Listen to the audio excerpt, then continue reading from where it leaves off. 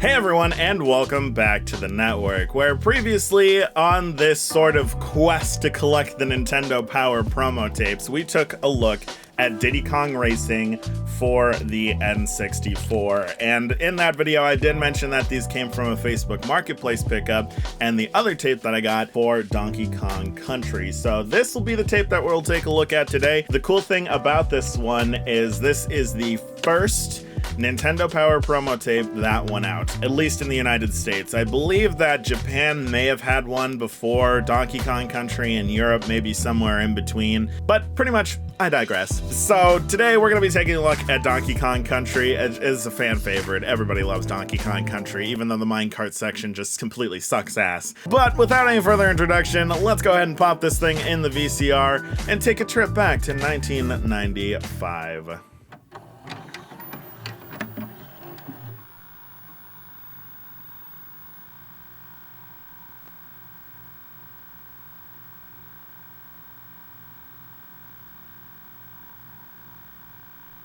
And it's like, whoa, and it blows your mind. It's all the shading and stuff. It's really well shaded. Everything looks so rounded. And you're really going to think that it's a game that's a generation ahead of its time. Yeah, it's brilliant.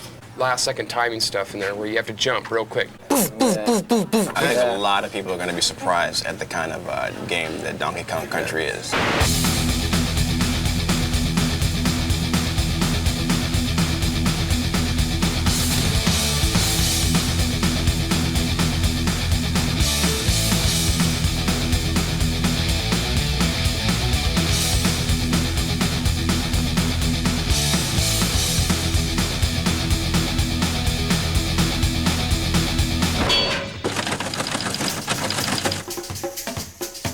Here we are today on our way to Redmond, Washington to take an exclusive insider's look at Nintendo's new revolutionary yet unreleased game, Donkey Kong Country. Where do they get a load of us?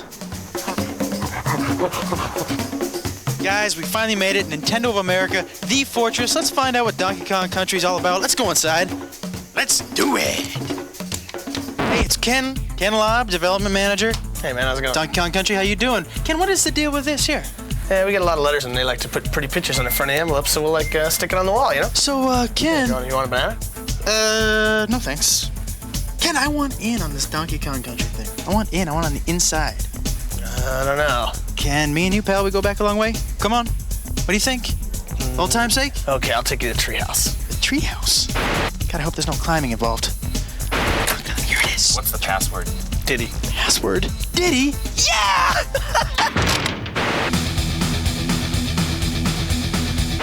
You know, after about 1,000 ditties, we finally get into the treehouse. We're gonna say hello to Tony Harmon. He is the product development manager here at Nintendo. Tony, how you doing? Pretty good. Welcome to the treehouse. Thank you very much. And I want to know the story behind the game. You're here to talk about the story. I'm the wrong guy. We need to get Dan here. This is Dan Oster. Oh, Dan! What's up? How are you? Pretty good. Good, Dan. I want to know something about this story. Basically, we had a chance to kind of create a new story for Donkey Kong. We gave him a world to live in, some supporting characters. Foremost among those, Diddy Kong, the little Kong wannabe monkey guy. Little Kong wannabe? He's a cool little dude who follows Kong around, tries to be just like him. The story actually picks up with Diddy sitting in the jungle guarding the banana horde. No sooner does the storm start, nightfall, Kremlings come, stuff Diddy in the barrel. What are... Kremlings are the tribe of evil reptilian beings who inhabit the island, and they're very envious of Kong's banana stockpile. As we all are. Yes, as anyone would be. Yeah. And they stuff Diddy in the barrel, punt it in the bushes, and grab all the bananas and pick off them, take off with the loot. Donkey wakes up and... Next day, Kong wakes up, where's my bananas? He goes out to find him. Rescue his little buddy, find out where he is. But Kong's angry, he's got his little buddy back, but he needs his bananas. So we get the Kremlins, we got Diddy, and we get the big fella. Tony, did you have a favorite character? Are there more characters in this? There's a lot of characters. I like the whole Kong family. We got Cranky. Cranky's the star of the original Donkey Kong game. Still alive, is he? Dad or grandfather played that game. Wow. Then we also have Funky Kong. Funky is kind of the California surfing kind of Funky Kong. Yeah, he That's runs nice. Funky Flights, and the Funky Flights allow you to fly around to different parts of the game. We also got Candy Kong. Candy Kong is Donkey Kong's love interest. Okay, good. I was wondering, maybe I could take a look at the game? Yeah, sure. Right over here. These guys are so easy. Yeah. This is Armand, and this is Rich. Hey, how you doing? Oh, hey. These guys test Donkey Kong Country for a living. We have hundreds of areas in Donkey Kong Country, and these guys have to play each area probably 100, 200 times each, weeding out all the bugs. This is a prototype board. There's 8 chips on this, 4 meg each, which makes it a 32 meg game, the biggest game ever. This 32 megs allows us to do a variety of action and a variety of backgrounds. We have snow levels, jungle levels, The pyramid type levels. cave Scaffolding levels, level, The forest levels. the industrial level. And underground factories, all kinds of A lot of different bizarre levels places that you wouldn't expect to find on an island. Yeah, it does. We've got a bunch of guys that call it goodies. These guys help you out. We got Ramby, who's a rhinoceros who bashes through some walls, helps you find some hidden areas. We got Winky the frog. He's bad. He can jump on top of Forget electric. Espresso either. Yeah, we got Espresso. That's an ostrich, a flying ostrich with these little bitty wings and goes flapping along top of the screen. We have a lot of other special effects we do as well. On the snow level, we have 12 different layers of snow going back and forth. We have forest levels with parallax scrolls for dimension in the game. Well, how did this project get started? Visited my friends at Rare. Rare's been working with Nintendo for a number of years, and Tim Stamper, the head creative person there, was telling me about an idea he had to make a game out of fully rendered characters. Tim, I was just curious as to how you made them look so real. Because we're based in Twycross, we have a zoo about 2 miles away. Ah, you went to the zoo. The zoo, yeah, and had a good look at the gorillas and the monkeys, and with video cameras, it was pretty funny. Hey, big fella. Hey, there's Diddy. Diddy and Donkey. Oh, get out of the way, Diddy. How's it feel to be the prototype, fellas? Using advanced computers to produce a 3-dimensional model that we can display on a computer screen. So, what do you got to eat here? Well, today we got the cream of banana soup, the banana and peanut butter sandwich. Hey, well, your name is George. George Zachary from Silicon Graphics. I was wondering if you could help me out a little bit in explaining the game. Sure, it's a really cool game. It was created on this thing called the Challenge, which is this really advanced supercomputer. Basically, picture 20 supercomputers in a box. Now, with all this technology, am I going to have to buy an adapter for my home Nintendo? Not at all. In fact, when the game was created on the Challenge, it was basically specially output to the Super Nintendo game system. So it basically comes in a cartridge, you stick it in the system, and you play. How do we make the roundness, the 3D? Actually, it was created on the Challenge, first in wireframe. Actually, then you grow shade them, or you can Phong shade them, and then you actually texture map them. And you can even trilinearly bitmap interpolate. That sounds a little dangerous.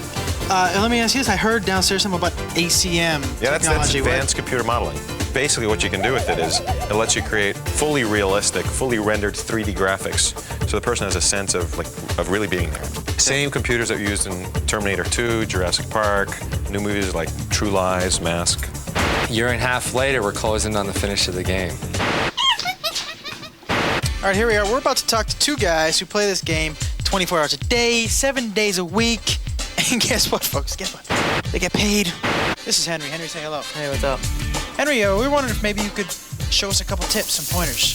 Yeah, sure, no problem. That'd be great. Okay, well, this is the first level, and this is Donkey Kong's treehouse, and that's where we got our name from. And there's a banana arrow on top of the trees when you first start. Donkey Kong can drop down there, and he can knock the keg out of the floor, and he can roll it up against the wall and bounce back and ride it. And Donkey Kong will just cruise straight through the first part of this stage, and it's a good way to get people started off. You can just bowl over some of the tougher enemies that might have gave him a problem. Yeah, hey, you hungry? You want a banana? No. Well, I guess I could show you something else, too. This is a snow level later on in the game. It is snowing. Donkey Kong can now ride thin barrels and shoot out. And this one part here is a series of barrels, and if you can navigate it properly, almost perfect and not miss anything, you can score a bunch of free men at the end of the level. A bunch of free men, not just one. Yep, a bunch. A blue balloon comes up, and Donkey Kong can grab it. There it is. Is it very hard? It's tough. You got to get it down perfect. And wow, so you got a bunch of free men. Let's go talk to Isaac. This is Isaac. Isaac, say hello. Hello. Isaac, I was wondering maybe you could show us a couple more pointers. Possible? Yeah, I can do that. No problem. These guys are great. All right. What do we got? We got more snow. Yeah, we have more snow here. Okay. What we're going to do is we're going to jump on this igloo and use this really slow vulture. It looks peculiar. Peculiar enough to get us into a bonus level. Bonus. And I must say, this is one of over 100 bonus levels. 100 bonus levels? Yeah, and in this bonus level, Not something you see in every game. Absolutely.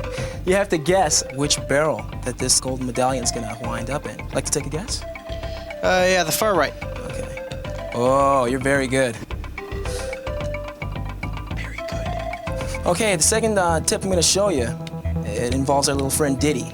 Diddy. Yeah, Diddy's the cool guy. You walk over to this little thing here, you jump on top of it, you're gonna grab that rope, let the rope take you over, jump right on top of that little stump in the ground, pick up the TNT, walk over to this oil can, blow it up, fall right into another bonus level. Now what you wanna do in this bonus level is jump out of this canister here, out of this little can, and grab the balloon. So we have some pointers now. Good thing you came with us, because you learned some things today that, boy, you're not gonna learn just anywhere else. You thought it was gonna be a waste of your time, didn't you? Fried green bananas, bananas au gratin. Video game music should draw you into the game. In Donkey Kong Country, we had graphics that were way beyond anything else that's ever been done. We were also hoping to get some music better than anything that's ever been done. This music, for example, is very upbeat, fits with the jungle. It's an early level. The level's not very hard. The music is kind of nice. Okay, now here we have the music that goes with the water level. Now in this level, you've just finished a really, really hard level in the game. We use this music and this fairly easy level as kind of a reward. Because the music is so good, we're putting this music on a CD. You know, something that's big in Japan for many, many years is game music on CD. Hasn't been a big hit in America because maybe the music hasn't been quite up to what you hear on the radio is every daytime. You're kind of losing it, dude. We got massive Smurfs attacking him on the scaffold level. What are the big blue buff? The reason why I like them is because, for one, they're big, they're blue, and they're buff. Well, and then when you hit them, they kind of bounce. The morphing rocks. Those guys are so cool, man. You touch these barrels and the lights turn on and off. And these rock guys are just kind of rolled up. When you hit this light, they unroll and they start walking towards you. It's so cool. And you got to switch them on and off. Sounds a little scary. Yeah, On Guard's the fisher rod, and he just kind of pokes you with his swordfish front. And pokes the bad guys. Yeah. Do you guys get to ride? Do we get to ride minecart? Oh, yeah. The minecart was a favorite stage. That's your favorite stage? Yeah, it's a pretty cool stage. You're mining? What are we doing? You're on the tracks, and a lot of them are broken, so you gotta avoid, a lot of the broken tracks so you don't fall into the caverns. When we put this out, what do you think your friends are gonna think about this game? I don't think really you have to tell them all that much. Once they see the pictures, it's just gonna be like, you have to have it, you know it, get it. It's one of those games you don't get bored with. You know, I've played it probably 100 times, over 100 times now, and I'm still getting better. I'm still getting better in stages. There's certain stages I can improve on and keep getting better. I'll tell you what, you better reserve this game before November 21st, because that's when it comes out in the stores. I already got mine.